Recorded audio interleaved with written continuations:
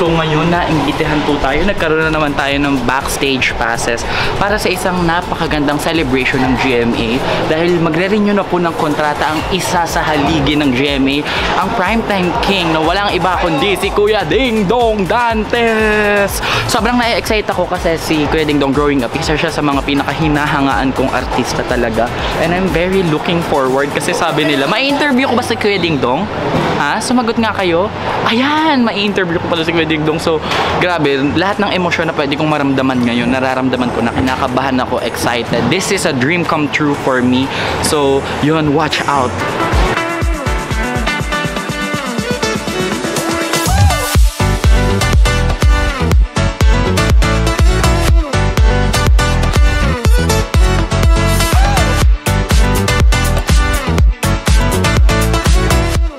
Ayan, papasok na si Kuya Dong. Excited na ako, kaya nag-iintay tayo dito, di ba? Salubong-salubungan ng atake.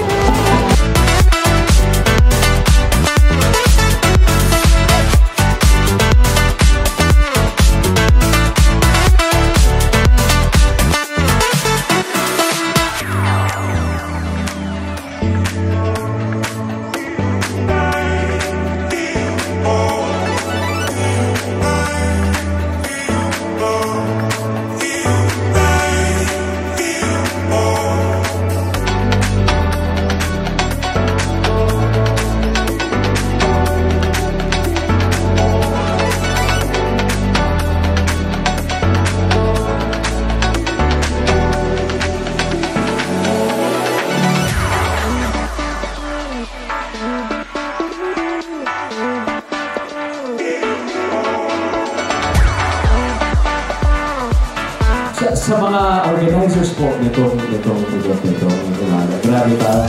Feeling ko it's parang birthday. Grabe, ibang klase. Thank you, I really appreciate it.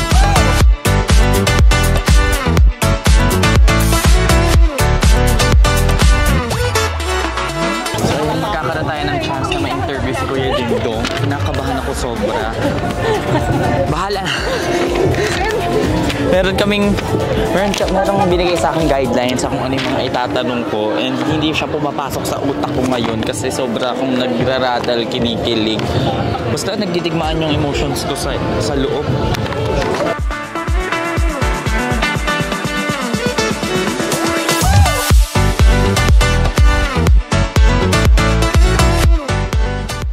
Hello po, Sir Ding Dong. First po, congratulations. Grabe, kinakabahan po ako ngayon. It's such a dream come true. Hindi lang ako makapaniwala. Ikaw pa. Ang galing ni Lods. Diba? Tinutupad niya yung mga pangarap. Hanap si Lods. Anyway, Kuya Ding Dong, maraming salamat po and congrats sa pagpirma ulit sa GMA bilang isang kapuso. Ano po yung pakiramdam and ano po yung naging desisyon nyo na manatili dito sa GMA? Siguro isa sa pinakamadaling desisyon na gagawin ko yan. Parang desisyon na paggising sa umaga na imulat ang mata. Yung stay ko as a kapuso, hindi na pinag-uusapan yan because GMA is my home. So, kaya yung pakiramdam ko today ay para siyang nakita mo yung setup, parang celebration. Kasi that's how I also celebrate it. Because kahit may ganito man o wala, I really celebrate this moment dahil mahalaga na meron akong new opportunity, a new chapter again to do what I really love to do. And because of that, binigay ni GMA yan. So yeah, gawin pa natin to, di ba? At saka po, kapag GMA din talaga, parang nakadikit na yung pangalan na Ding Dong Dantes dun. Pag narinig mo yung GMA, and isa rin kayo sa naging inspirasyon kung ba't ako nangarap maging artista or mapanood sa TV. Ay, wow. Magaling. By the way, nasa ATM po kayo. Oo nga, ka-ATM natin dyan. At dahil nasa ATM po kayo, nag-prepare po kami ng mga katanungan para sa inyo at para sa mga fans. Sige. Ang una po naming tanong, ano yung top 3 adventures mo dito sa GMA na hindi mo malilimutan? Sige. Well, una siguro dyan yung Amazing Earth. Every week, grabe yung adventures talaga na pinagdadaanan namin dyan. Kasi may nakakapunta kami sa magagandang lugar sa Pilipinas. Diba? Wow, gaganda. Ako, sama ka na next time, makikita mo. Oo. Nire-request ko na nga po dun sa kanila. Tapos, pangalawa, adventure sa akin yung mga action na series na ginawa ko. Kasi, ano talaga yun? Diba? Very physically, demanding na kailangan mong gawin. So, adventure para sa akin yun. And, para sa akin, ano pang adventure? Yung Jezebel. Nung ginawa ko yung Jezebel. Kasi, syempre, underwater yun. And, pati yung Atlantica. Diba? Lahat yun, mga ano. And with Miss Marian. Syempre. Next po, ano po yung top 3 moments or highlights nyo dito sa GMA na parang tumatago sa puso nyo kapag naaalala nyo na nangyari siya dito sa GMA?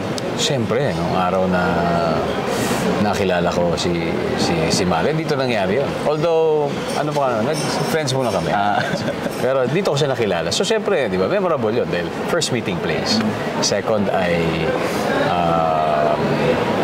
ito. Wow! Ito, signing na to. Tapos third, syempre, yung kinikwento ko kanina, yung unang araw na umapak ako sa stage when I was a dancer in 96 or 97. Kasi yun yung nagsabi sa akin ito talaga yung pangarap kong gawin. Gusto kong gawin to.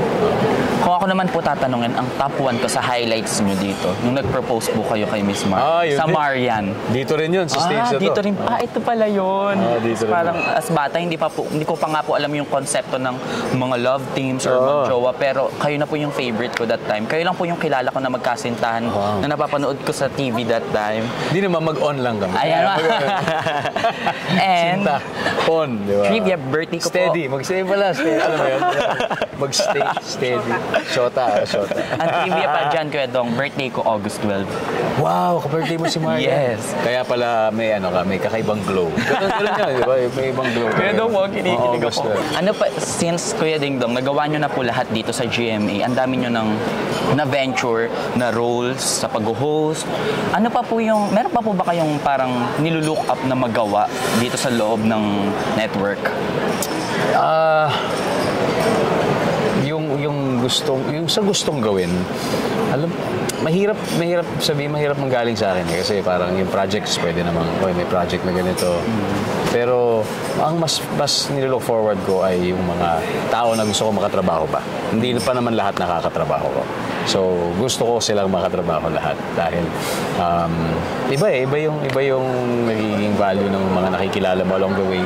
So yun talaga yung pinaka-inaabangan ko. Personally, Kuya Ding Dong, gusto ko po mag-thank you din sa inyo kasi nung nag-guest po ako sa Family Feud, yung sinagot ko doon, baka din nyo na natatandaan, tinanong nyo, bukod sa pork, anong uri ng sisig? Yung sinagot ko nilaga. Yeah, no! Sobrang nag-trending po yun sa TikTok to a point na ang tawag na sa akin ng mga tao pag nakakasalubong nila, hala, ito si nilaga.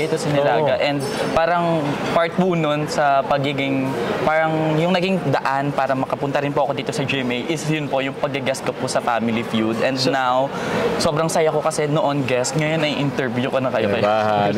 Baliktad lang, nauna lang kita interviewin, ganun din. Pero never mo pa na talaga nakikita yung nilagang sisig. Niluto po namin Tito Arnel Ignacio. Ayan, meron, di ba? Meron, masarap. Di ba? Meron pala.